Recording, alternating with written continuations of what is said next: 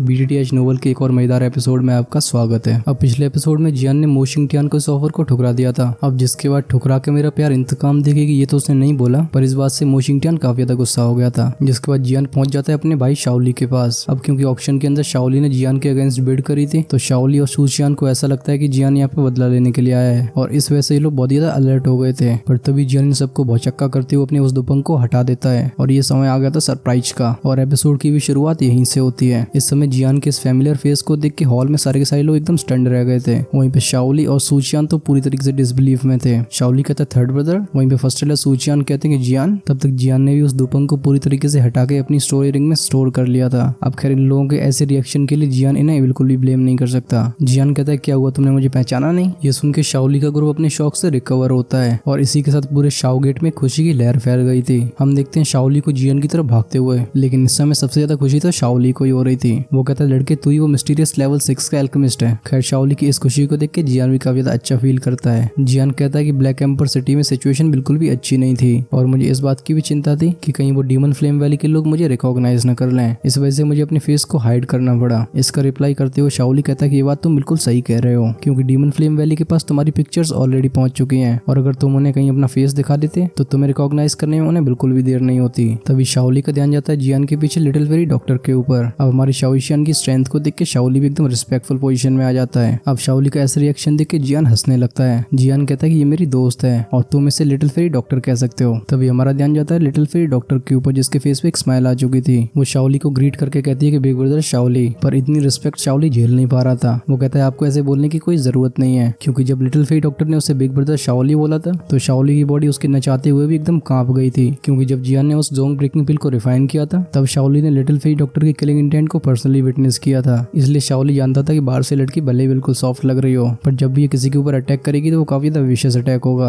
और दूसरी बात ये थी कि किसी दोजोंग लेवल के वॉरियर ने शाओली को इतने रिस्पेक्टफुल मैनर में पहली बार एड्रेस किया था। इस वजह से वो इस बात को बिल्कुल भी एब्जॉर्ब नहीं कर पा रहा था। वहीं पे जब जियान लिटिल फेरी डॉक्टर के इस पोलाइट एटीट्यूड को देखता है तो हम उसके फेस पे एक सरप्राइज वाला एक्सप्रेशन आते हुए देखते हैं। पर खैर शाओशियान जियान के इस एक्सप्रेशन को पूरी तरीके से इग्नोर कर देती है। वो यहाँ पे ऐसे एक्ट करती है जैसे वो पहले चिंगसेन टाउन में किया करती थी। अब शाओली लिटिल फेरी डॉक्टर के एटीट्यूड को समझ रहा था। उसे पता था कि वो एक दोजोंग से एटीट्यूड बिल्कुल भी डिजर्व नहीं करता है, पर ये रिस्पेक्ट बस जियान की वजह से दिखाई जा रही है। बस शाओली को ये समझ में नहीं आ रहा था कि जियान यानी कौन सा लक लेके पैदा हुआ है, क्योंकि जियान के आसपास की वुमन बिल्कुल भी नॉर्मल नहीं होती। और इसका सीधा एग्जांपल तुम क्वीन मेडुसा को ले लो, जो कि खुद एक जेन्युइन दोजोंग है। और अब जियान लिटिल फेरी डॉक्टर को अपने साथ लेके आया है, और इस लड़की से तो एल्डर सूचियान भी पंगे लेने से डरते थे। खैर जब शाओली जियान और लड़कियों के बीच के चक्कर के बारे में सोच रहा था तभी हमारा ध्यान जाता है फर्स्ट एल्डर सूचियान के ऊपर, जो जियान से एक रिजेंटमेंट के साथ कहते हैं कि लड़के तुझे यहाँ पे वापस आना भी आता है। अब ये सुन के हमारा जियान भी काफी ज्यादा एम्बेरेस्ड हो गया था। वो फटाक से कहता है कि फर्स्ट एल्डर मुझे माफ करना। अब वैसे तो मैं जियानन अकेडमी में जल्दी वापस आने वाला था, लेकिन मुझे बीच में ही दो हुआंग में ब्रेक थ्रू करने के लिए 1 साल का रिट्रीट लेना पड़ा, और ये रीजन इसी वजह से ये ट्रिप काफी ज्यादा डिले हो गई है। शाओली एक स्टंट एक्सप्रेशन के साथ कहता है कि तुम एक्चुअली दो हुआंग में ब्रेक थ्रू कर चुके हो, क्योंकि जब जियान ब्लैक कॉर्नर रीजन से गया था तो शाओली ऑलरेडी जानता था कि वो दो हुआंग के पीक पे है, लेकिन फिर भी दो हुआंग से दो हुआंग में ब्रेक थ्रू करने में काफी ज्यादा डिफिकल्टी होती है, और कुछ लोगों को तो अपनी पूरी लाइफ में बस दो हुआंग लेवल पे रहना पड़ता है। लेकिन जियान ने इस खतरनाक से गैप को बस 1 साल में पार कर लिया था, और इस स्पीड को अगर टेरिफाइंग नहीं कहेंगे तो आखिर क्या कहेंगे। वहीं पे हम सेम शॉक साइड में खड़े एल्डर सूचियान की आंखों में भी देख सकते हैं। अब खैर क्योंकि जियान एक लेवल 6 का एल्केमिस्ट बन चुका है तो एल्डर सूचियान ने गैस कर लिया था कि उसने इस बैरियर को ब्रेक कर लिया होगा, लेकिन फिर भी रियलिटी को जान के उन्हें सच में सरप्राइज फील होता है, क्योंकि सूचियान ने अपनी लाइफ में जियान से ज्यादा स्पीड में कल्टिवेट करने वाला कल्टिवेटर नहीं देखा है। जियान कहता है कि मेरे बस लक ने साथ दे दिया था। ये सुन के शाओली और भी तेजी से हंसने लगता है, और शाओली की एक्साइटमेंट उससे भी ज्यादा लग रही थी जब खुद उसने दो वांग में ब्रेक थ्रू किया था। शाओली कहता है कि लड़के तूने सच में अच्छा काम किया है, और लगता है हमारे फादर के आगे देखने वाली नजर काफी ज्यादा अच्छी है, क्योंकि वो तेरे ऊपर शुरू से ही बिलीव करते आए हैं। खैर जब शाओली अपने फादर को मेंशन करता है तो हम जियान की आंखों में एक सैडनेस को फ्लैश होते हुए देखते हैं। खैर जियान वो अपने एक्सप्रेशन को छुपाना भी सीख गया था। जियान एक स्माइल के साथ कहता है कि मैंने अपने आप को इसलिए रिवील किया है क्योंकि मैं सेकंड ब्रदर और एल्डर सूचियान की हेल्प चाहता हूँ। ये सुन के शाओली कहता है कि तू कैसी बात कर रहा है, अगर हम सब एक ही फैमिली हैं, और तू तो इस शाओ गेट का चीफ भी है। तेरे बस एक इशारे पे यहाँ पे सभी लोग मूव करने के लिए तैयार हो जाएंगे। शाओली पीछे मुड़ के जियान को इंट्रोड्यूस करवाते हुए कहता है कि ये मेरा तीसरा भाई है, और ये तुम्हारा वो चीफ है जिसके बारे में तुम लोग सुनते आए हो। हम सामने करीब 10 लोगों को देख सकते हैं जिनकी स्ट्रेंथ भी काफी ज्यादा अच्छी थी। शाओली के ये कहने पे वो एक घुटने पे आ जाते हैं, जिसके बाद वो एक साथ जियान को अच्छे से ग्रीट करते हैं। अब इन शाओ गेट के एक्सपर्ट्स ने नेल्ट होने से पहले बिल्कुल भी एजिटेशन नहीं दिखाई थी, बल्कि जब जियान की आइडेंटिटी रिवील होती है तो हम उन सबके फेस पे एक जॉय को देख सकते हैं, क्योंकि भले ही उन्हें जियान की स्ट्रेंथ के बारे में कुछ पता ना हो, पर एक बात तो क्लियर थी कि जियान एक लेवल 6 का एल्केमिस्ट है। खैर अपने सबऑर्डिनेट्स के इस डिवोशन को देख के जियान काफी ज्यादा खुश हो गया था। जियान उन सबको वापस खड़े होने के लिए बोलता है। वो कहता है शाओ गेट में यहाँ सब फैमिली की तरह है और इस वजह से आप सबको इतना पोलाइट होने की जरूरत नहीं है और आगे से मेरे सामने इस तरीके की फॉर्मेलिटीज को दिखाना आपके लिए बिल्कुल जरूरी नहीं है। जियान की ये बातें सुन के तो वो लोग एकदम गदगद हो गए थे और अपनी पावरफुल चीफ को देख के वो भी काफी ज्यादा कॉन्फिडेंट फील कर रहे थे। अब क्योंकि जियान ओरिजिनली शाओ गेट का चीफ था तो हम देखते हैं उसे अपनी पोजीशन को लेते हुए और ऑफ कोर्स हमारी लिटिल फेरी डॉक्टर जियान के साइड में एक अलग सीट पे बैठी हुई थी। तभी हमारा ध्यान जाता है जिया पे, जो कि अब एल्डर सूचियान को सरप्राइज देने के लिए बिल्कुल रेडी थी और जब वो अपनी दुपंग को हटाती है तो सच में फर्स्ट एल्डर सूचियान एकदम स्टंड रह गए थे।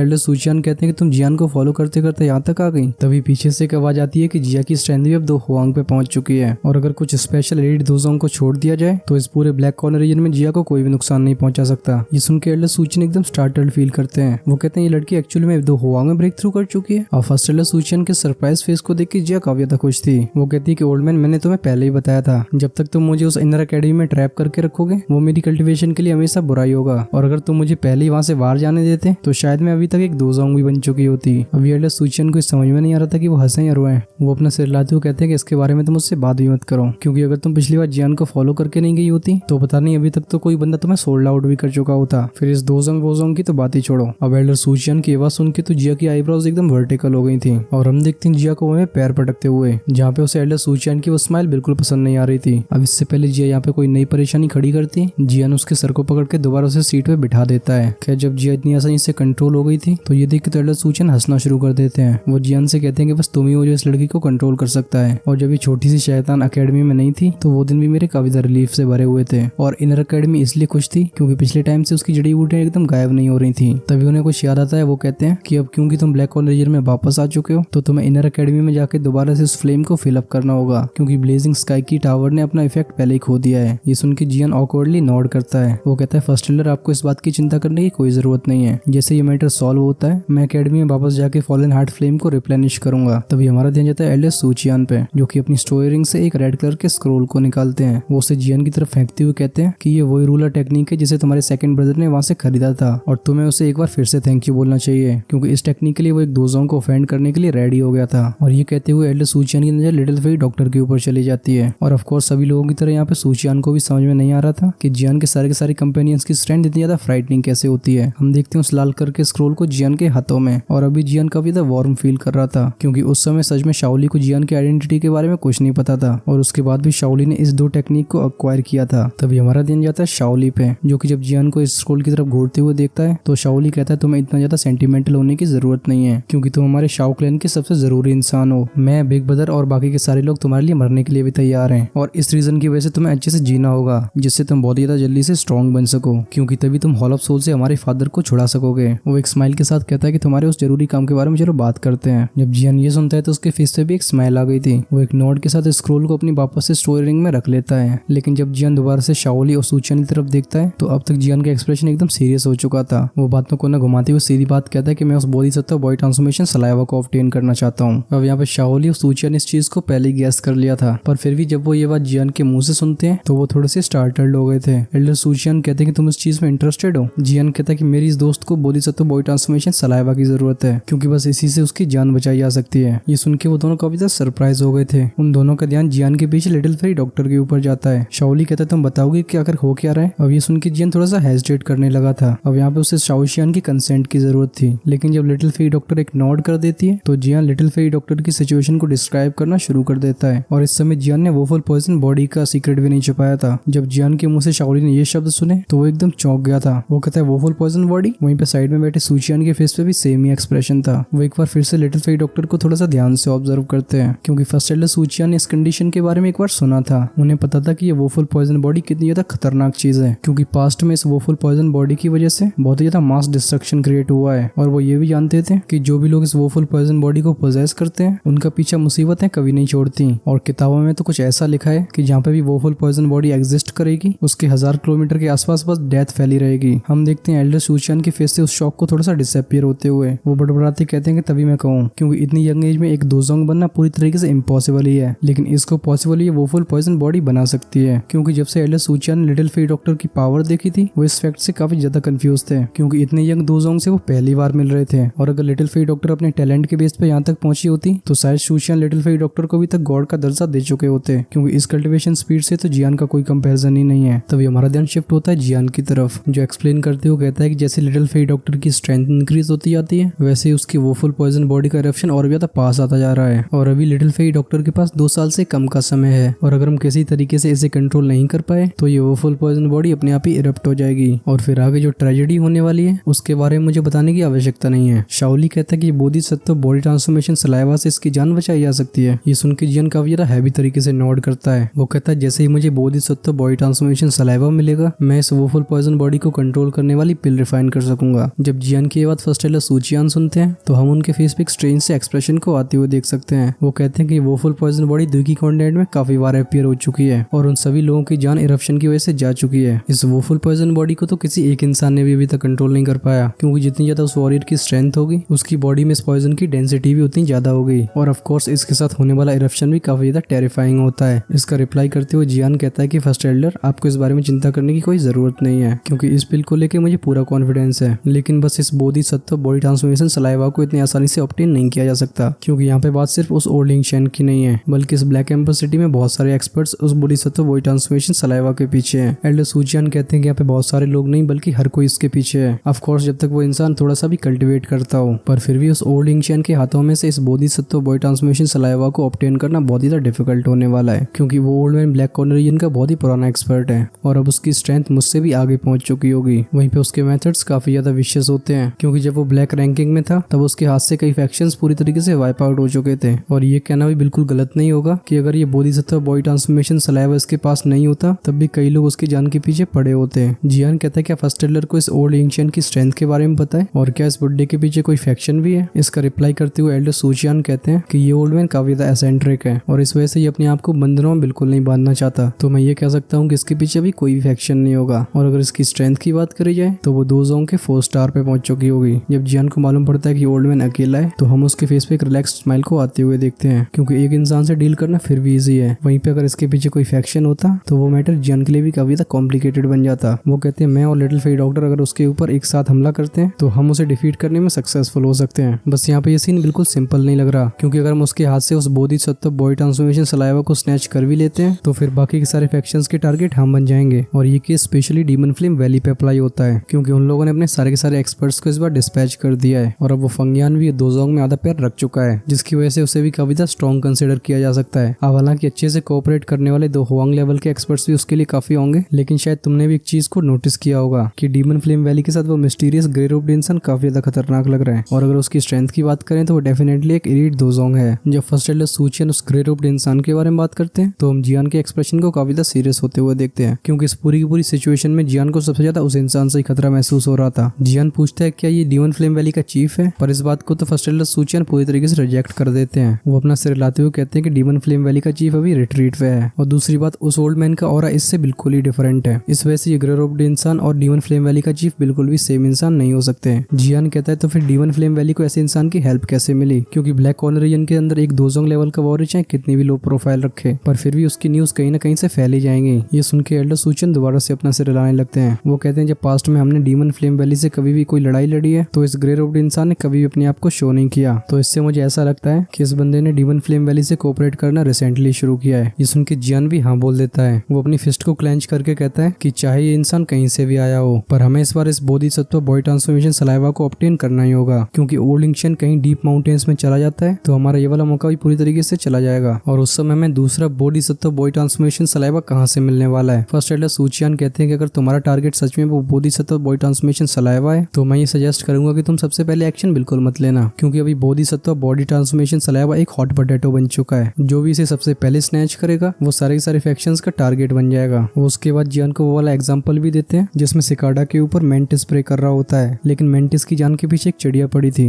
बेसिकली अगर तुम किसी को हंट करने की कोशिश कर रहे हो तो किसी की आंखों में तुम भी एक शिकार हो सकते हो। वो कहते हैं कि इस तरीके के केओटिक माहौल में जो सबसे पहले स्ट्राइक करेगा वो सबसे बड़े डिसएडवांटेज में रहेगा। जियान कहता है कि फर्स्ट एल्डर आप ये कहना चाहते हो कि हमें वेट करके लास्ट में स्ट्राइक करने के लिए तैयार रहना होगा। ये सुन के फर्स्ट एल्डर सूचियान हंस के कहते हैं कि अगर तुम लास्ट में वेट नहीं करना चाहते तो कम से कम शुरू में भी मत करो। सबसे अच्छा तरीका है कि हमें अपॉर्चुनिटी का इंतजार करना है और जैसे ही मौका मिलता है हमें तुरंत ही एक्ट करना होगा। इस बात को सुन के जियान थोड़ी देर के लिए साइलेंट मोड में चला गया था। थोड़ी देर बाद जियान एक नोड के साथ कहता है कि जैसा फर्स्ट एल्डर ने कहा हम वैसा ही करेंगे। तभी हमारा ध्यान जाता है शाओली पे जो हंस के कहता है कि तुम थोड़ा सा रिलैक्स करो क्योंकि जहाँ पे वो ओल्ड लिंगशेन रहता है वहाँ पे हमारे शाओगेट की कई जासूस भी हैं और जैसे ही वहाँ पे कोई मूवमेंट होती है हमें उसकी न्यूज सबसे पहले मिल जाएगी और तब तक तुम यहाँ पे 2 दिन के लिए रह सकते हो। आप लोगों को समय समय पे इसकी अपडेट के बारे में बताया जाएगा। खैर शाओगेट की इस हेल्प से जियान का भी काफी ज्यादा सर दर्द बच रहा था, इस वजह से जियान भी इस बात से बिल्कुल इंकार नहीं करता। खैर इस सबसे ज्यादा जरूरी टॉपिक के डिस्कशन के बाद ये माहौल काफी ज्यादा रिलैक्स हो गया था। शाओली एक फीमेल सर्वेंट से टी को सर्व करने के लिए बोलता है। उसे कुछ याद आता है, वो कहता है जामा एम्पायर में कैसी सिचुएशन है, क्योंकि जो लास्ट मैसेज मैंने रिसीव किया था उसमें सबसे बड़े भाई ने हमारी हेल्प मांगी थी, जिसमें लिखा हुआ था कि 3 बड़े सेक्ट जामा एम्पायर के ऊपर मिलकर हमला कर रहे हैं। लेकिन तब हमारे शाओगेट की इस डीमन फ्लेम वैली से काफी ज्यादा तगड़ी फाइट हो रही थी और हमें अपने ध्यान को डाइवर्ट करने का बिल्कुल मौका नहीं मिलता है। और जब तक हम थोड़े से फ्री हुए थे तभी वहाँ से खबर आती है कि सब कुछ बिल्कुल ठीक है। अब शाओली के इस क्वेश्चन को देख के जियान का फेस थोड़ा सा स्टिफ पड़ गया था। हमारा ध्यान साइड में बैठी लिटिल फेरी डॉक्टर के ऊपर भी जाता है। इस बात को सुनकर उसकी पूरी बॉडी थोड़ी देर के लिए ट्रेम्बल हो गई थी। वो एक अननेचुरल एक्सप्रेशन के साथ और कहीं देखने लगती है। जियान अपने टी कप को नीचे रख के कहता है कि सब कुछ बिल्कुल ठीक है। इस समय वो जिया की तरफ काफी ज्यादा विशेष तरीके से देख रहा था, क्योंकि जिया की स्माइल बता रही थी कि यहाँ पे कुछ तो गड़बड़ है। वो हंस के कहता है कि सेकंड ब्रदर आप हमारे लिए यहाँ पे रहने का थोड़ा सा इंतजाम कर दो, क्योंकि पिछले कुछ दिनों से हमने बिल्कुल भी रेस्ट नहीं किया है। खैर जब शाओली को मालूम पड़ता है कि सब कुछ ठीक है तो वो भी थोड़ा सा रिलैक्स हो गया था। वो कहता है अगर ऐसी बात है तो तुम आज आराम से रेस्ट करो और अगर कोई खबर मिलती है तो उसके बारे में तुम्हें कल बताता हूँ। जिसके बाद शाओली के एक इशारे पे एक सर्वेंट उसके सामने आ गई थी, जिसके पीछे पीछे जियान का ग्रुप चला जाता है। तभी जियान का ध्यान जाता है साइड में चल रही लिटिल फेरी डॉक्टर के ऊपर। अभी हमारी शाओशियान काफी ज्यादा डिप्रेस सी लग रही थी। जियान कहता है कि तुम इस बात पे खुद को ब्लेम बिल्कुल मत करो, क्योंकि तुम्हें मेरे बारे में पहले बिल्कुल भी नहीं पता था। ये सुन के हमारी शाओशियान भी एक बार नॉड कर देती है, क्योंकि सच में अगर लिटिल फेरी डॉक्टर को पता होता कि याना लाइंस का चीफ जियान है तो वो भयानक सा वॉर कभी शुरू ही नहीं हुआ होता। खैर वो अपने आप को काफी ज्यादा लकी मानती है कि उसके हाथों से जियान के किसी भी रिलेटिव की जान नहीं गई, क्योंकि अगर ऐसा कहीं हो जाता तो लिटिल फेरी डॉक्टर जियान को अपना फेस दिखाने के बिल्कुल लायक नहीं रहती और वहीं पे उसकी वोफुल पॉइजन बॉडी को कंट्रोल करने की बात तो बिल्कुल ही छोड़ दो। खैर जब वो फीमेल सर्वेंट एक रूम के सामने जाके रुक जाती है तो जियान लिटिल फेरी डॉक्टर से कहता है कि तुम जाके अब आराम करो, हम अपना बाकी का डिस्कशन कल कंटिन्यू करेंगे। अब खैर यहाँ पे टाइम थोड़ा सा लेट हो भी चुका था। शाओशियान कहती है कि तुम्हें भी जल्दी से रेस्ट करना चाहिए और ये कहने के बाद वो अपने रूम में एंटर कर गई थी। जब लिटिल फेरी डॉक्टर अपने रूम में चली गई थी तो हमें दिखाई देता है जियान का वो हेल्पलेस एक्सप्रेशन, क्योंकि जियान को पता था कि शाओशियान इस वक्त काफी ज्यादा अपने आप को ब्लेम कर रही है। खैर ये सोचने के साथ ही वो अपने रूम में भी एंटर हो जाता है। आज ब्लैक एम्बर सिटी में ये वाली रात काफी ज्यादा डार्क थी। हम आसमान में कई छोटे छोटे बादलों को भी देख सकते हैं। तभी हमारा ध्यान जाता है एक यूथ पे, जो कि अपने रूम में अपनी आंखें बंद करके ट्रेनिंग कर रहा था। हम जियान की बॉडी के अराउंड में काफी ज्यादा सब्सटेंस जैसी एनर्जी को घूमते हुए देखते हैं, जो कि दुईकी के पतले पतले थ्रेड्स में कन्वर्ट होकर जियान की बॉडी में अब्सॉर्ब होती जा रही थी। तभी जियान धीरे धीरे करके अपनी आंखें खोलता है। अपनी स्ट्रेंथ को पूरी तरीके से वापस रिकूपरेट करके जियान काफी ज्यादा खुश हो गया था, क्योंकि इस समय जियान की बॉडी के सेल्स पूरी तरीके से पावर से भरे हुए थे। जियान एक बार अपना हाथ घुमाता है और हम देखते हैं ब्लैक कलर के ऑब्जेक्ट को अपीयर होते हुए। अब ये काले कलर का आइटम काफी ज्यादा बड़ा था, जिसने जियान के इस रूम को करीब आधे से ज्यादा ऑक्यूपाई कर लिया था। वहीं पे जो चीज सबसे ज्यादा अट्रैक्ट कर रही थी वो थे इसके जैम जैसे विंग्स, क्योंकि ये इस क्रीचर को सच में काफी ज्यादा स्ट्रेंज अपीयरेंस दे रहे थे। खैर ये नेचुरली वही कॉर्प्स थी जो कि जियान ने उस ऑक्शन से खरीदी थी। जब मैजिकल बीस्ट की ये कॉर्प्स जियान के सामने अपीयर होती है तो हम जियान के फेस पे एक स्माइल को आते हुए देखते हैं। और अब जियान अपने बेड से उतर के नीचे भी आ चुका था। जियान इस बीस्ट की डेड बॉडी की चारों तरफ घूम के से काफी ज्यादा ध्यान से ऑब्जर्व कर रहा था, क्योंकि ये मैजिकल बीस्ट की कॉर्प्स काफी टाइम से डेड है तो इसकी बॉडी का पूरा फ्लैश पूरी तरीके से श्रंक हो गया था। और इसी रीजन की वजह से जियान इसकी आउटर अपीयरेंस को देख के इसकी आइडेंटिटी को जज नहीं कर पा रहा था। पर खैर इस बीस्ट की आइडेंटिटी के बारे में जियान को जानने में कोई इंटरेस्ट भी नहीं था। जियान का पूरा इंटरेस्ट था उन जेट लाइक बोन विंग्स में, जो कि जियान की तब सबसे ज्यादा हेल्प करने वाले थे जब जियान हाई क्वालिटी के स्काईबर्ड 9 फ्लाइंग विंग्स को रिफाइन करेगा। हम जियान को उन विंग्स के पास आके रुकते हुए देखते हैं। अगर इन विंग्स की साइज की बात करें तो ये करीब 20 से 30 फीट तक फैले हुए थे।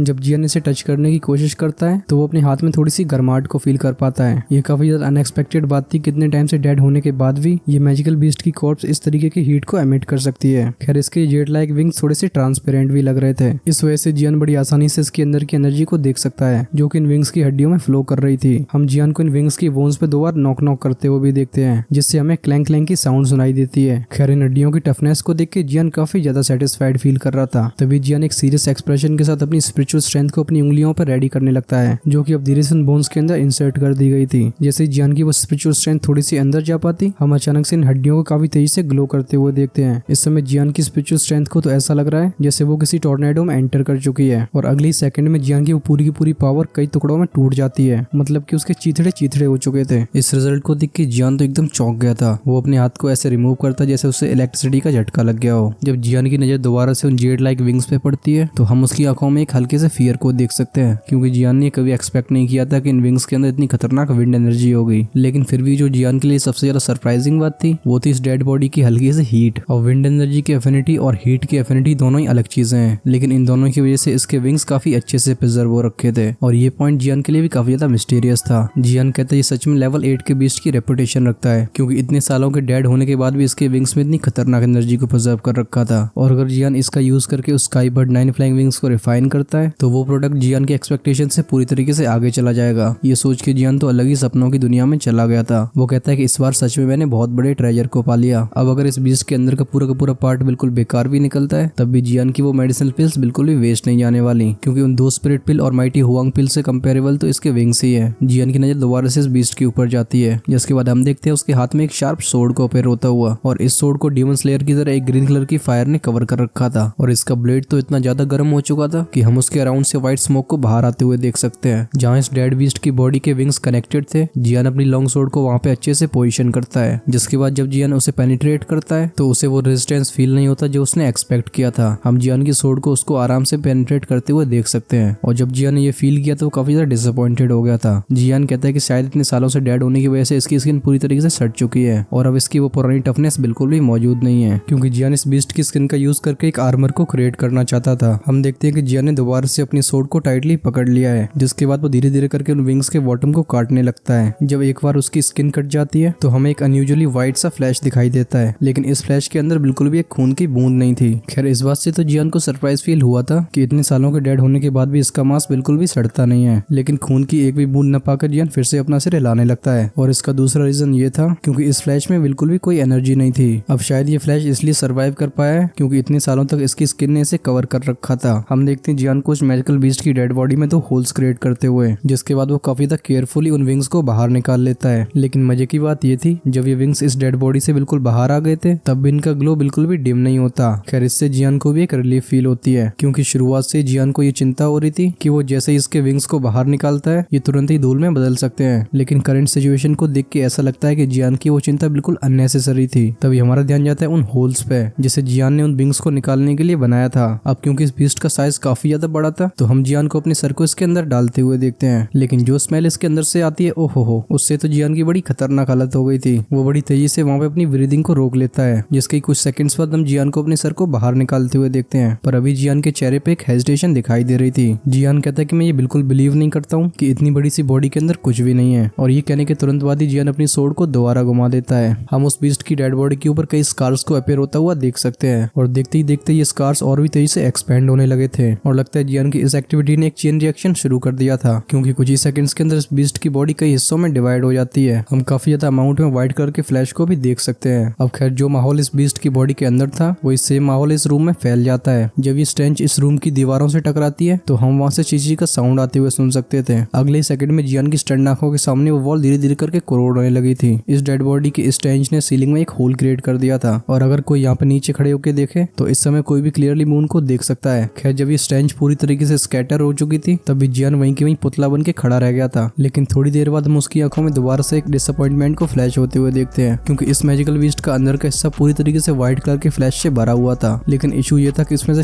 सारी बोन्स पूरी तरीके से गायब थी। खैर यहाँ पे ऑर्गन्स की तो बात ही छोड़ो, ये देख के जियान अपनी आईब्राउज को नेट कर लेता है। वो बड़बड़ाते हुए कहता है कि कोई मुझे ये मत कहना कि उस एसिडिक गैस ने इसकी सारी की सारी हड्डियों को गला दिया है, पर खैर इस बात का आंसर उसके पास बिल्कुल था नहीं। अब शायद जियान ज्यादा बौखला गया था, वो अपनी सोर्ड को पकड़ के रैंडमली कहीं भी घुमाने लगता है और स्पेशली जियान इस बीस्ट के हेड पे तो कई वार करे थे, लेकिन जब इस डेड बॉडी की खोपड़ी भी ओपन होती है तो उसमें से भी पूरी तरीके से ब्लड और ऑर्गन्स गायब थे। वहीं पे मॉन्स्टर कोर का तो कोई नामो निशान नहीं था। जियान कोसते हुए कहता है कि अगर इस एसिडिक गैस ने इसकी हड्डियों और ऑर्गन्स को गला दिया है तो भी चलो एक बार ये बात मान ली जाएगी, लेकिन आखिर ये मॉन्स्टर कोर कहाँ पे जा सकता है क्योंकि इस मॉन्स्टर कोर के अंदर इस बीस्ट की सारी एनर्जी कंटेन रहती है, तो फिर आखिर ये एसिडिक गैस इसे कैसे करोड़ कर सकती है। खैर बेसिकली ये बात तो हमारी भाषा में इम्पॉसिबल ही थी, जिसे तुम समक खाना भी बोल सकते हो। खैर जियान अपना लास्ट एफर्ट दोबारा मारता है। हम देखते हैं उसे अपनी सोर्ड को दोबारा घुमाते हुए। उसका ये एफर्ट भी पूरी तरीके से फ्यूटाइल था। जियान कहता है कि आज मुझे इन बोन विंग्स के अलावा कुछ नहीं मिलने वाला। खैर चलो रहने ही दो, क्योंकि इन बोन विंग्स को ही पाकर मैंने काफी ज्यादा फायदा कर लिया है और अगर मुझे कुछ एक्स्ट्रा नहीं मिलता है तो ऐसी बात सही। अभी जियान एक डिप्रेस्ड मूड में अपना सिर हिला रहा था। जियान जैसे इस मैजिकल बीस्ट की डेड बॉडी को दोबारा से अपनी स्टोरिंग में रखने वाला था, हमें क्लियर सी आवाज सुनाई देती है। इस फेमिलियर आवाज को सुन के जियान थोड़ा सा स्टार्टल्ड हो गया था क्योंकि ये कोई और नहीं बल्कि हमारी क्यूट सी जिया थी।